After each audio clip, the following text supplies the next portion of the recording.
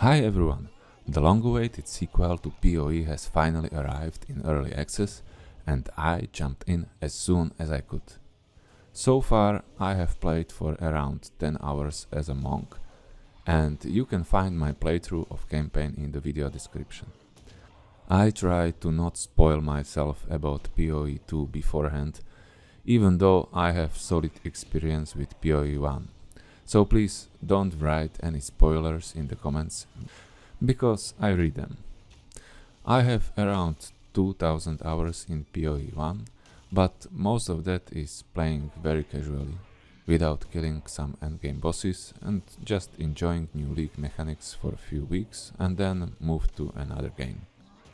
I still had and have much fun in PoE 1, although it is for me sometimes too complicated and chaotic. Basically, sometimes I don't know what's happening on the screen. I'm sure you know that feeling. After the introduction, let's dive into my first impressions of PoE 2. In terms of graphics and visuals, I think GGG did a great job.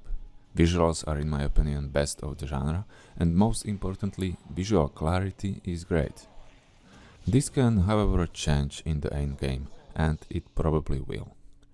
Animations are top-notch, but sometimes I lack the feeling of big hits, but maybe that's just because I play a monk. However, the UI has a lot of room for improvement. It is sometimes lacking responsiveness, especially when opening the map. That's an interaction which happens very often, and you don't want to wait in the loading screen, however small it might be. I was also expecting to see better clarity of buff durations and more possibilities to modify UI. Let me say an example. I want to see how long my flask is applied, for how long I have charges or how many combo points I have without needing to look in the corner of my screen and not keeping attention on fight. This is something I always forgave to PoE 1 because it's already an old game, but I expected to have better buff-debuff clarity in PoE 2. Gameplay is the bread and butter of any ARPG. If you don't deliver on satisfying and fun gameplay, you are doomed from the start. And this is where my feeling about PoE are getting mixed. There is a huge potential. Playing the game feels great if you are killing enemies, and it feels awful if you are not. From my experience, gameplay improves as you progress further into the game, because killing enemies becomes easier. You might say, oh, that's fine, because PoE is all about the endgame, and that's true, but I think that most of the new players, which I believe PoE 2 wants to attract, will never get to the endgame, and will quit during the first few hours of Act 1. For me, Act 1 was much harder than Act 2. Reason for this is mostly in the lack of gear dropped. I noticed that my build is working not because I have better skills or support gems, but because I finally found a good weapon, good armor, etc. And I still don't have appropriate item in each slot in the middle of Act 2. This has to change if you want to keep new players until at least the end of the campaign. On the other hand, when you get that lovely weapon, your build will start to kick in and you will have a lot of fun. It is definitely different than PoE 1. It's harder, slower, but also more rewarding. Killing any boss during PoE 2 campaign is better feeling than killing most of the bosses in PoE 1. Boss fights in general are much better and I like the challenge they offer. Game requires you to think more about your gameplay, move and use various skills strategically. You need to combo them and with good timing. This is a high contrast to basically most, if not all, isometric ARPGs, where you usually spam one button to kill most of the enemies. While I like higher challenge in boss fights, and even fighting rare enemies, I don't like it when fighting normal and magic enemies. I feel like it's sometimes unnecessarily hard to kill basic enemies, and You even need to kite them. And that's also the reason why many people will still prefer and stick to PoE 1, which is completely fine.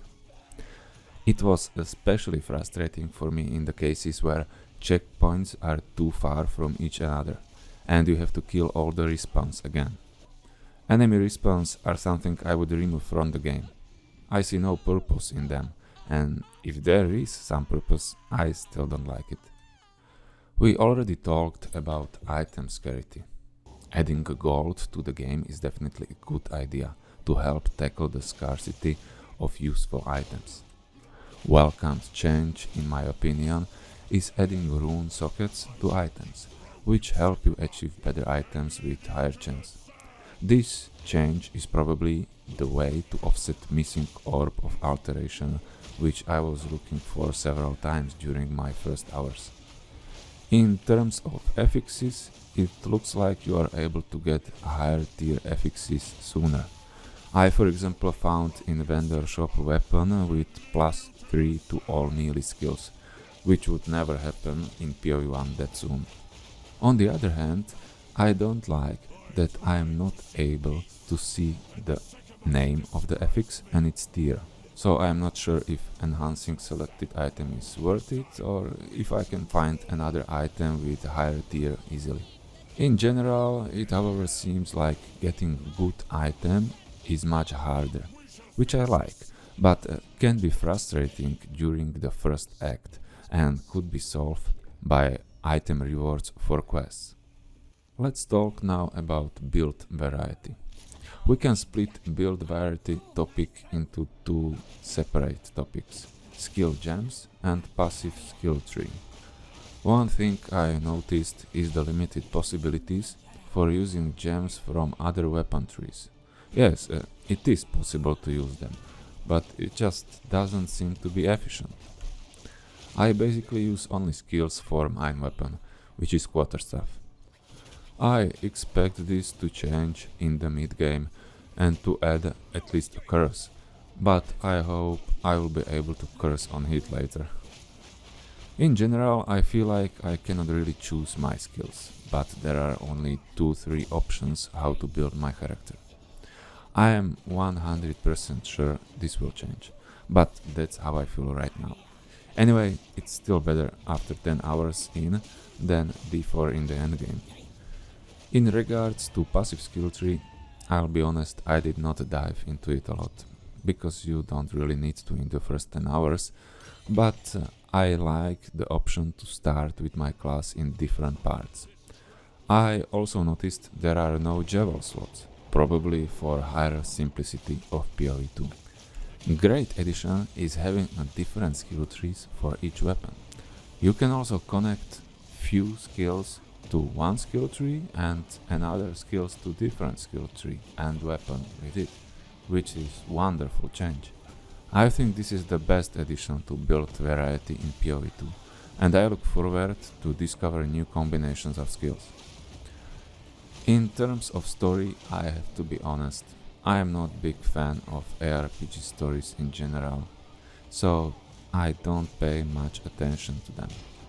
I have no idea what happened in PoE 1 and I have no idea what's happening in PoE 2. For you guys who like it however seems like pacing is good, voiceovers are also great, and yes, that's probably all I can say about it. Overall, the more I play PoE 2, the more I enjoy it. I have to say that the start of campaign is not very well done and was too challenging for a start. Normal enemies need to be easier to kill, and more loot should drop from enemies or be given as a quest reward. On the other hand, graphically is PoE 2 looking awesome, animations are beautiful, and while build variety seems to be lower, combination of multiple skill trees for different weapons and skills can hide a lot for us to discover. When we said that D4 was a good foundation at the release, I think PoE 2 is already much more, with much higher potential, but also with more work to be done until it's in the final state it deserves.